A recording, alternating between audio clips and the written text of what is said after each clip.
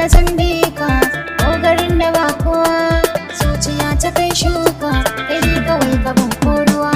ina nake jin ka kullum san ka ne ke faruwa dago fuska na kalle ka kyakkyawa abin duba farin ciki nake gani da angona dan kai ne kwalliya na sanya lallena mata kar ku kalle mini baby na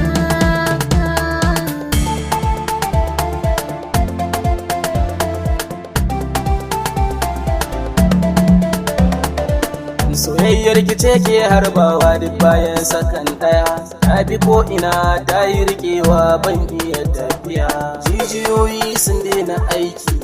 ke ce sanadi babban jiki na kiran sunanki ke ce sanadi samun lafiya ta aban aurenki